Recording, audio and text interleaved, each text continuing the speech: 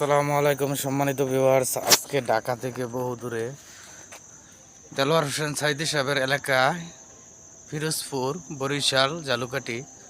তো বন্ধুরা দেখুন কি সুন্দর একটি ছোট নদী, এটা দিয়ে ট্রলার চলে এবং এটা হচ্ছে পারাপারের ব্রিজ কালভার্ট।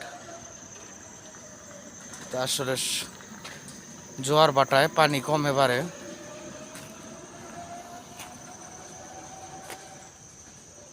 তো এরকমের কাঠের তৈরি ব্রিজ দিয়ে তারা এই পার থেকে এই পার আসা যাওয়া করে।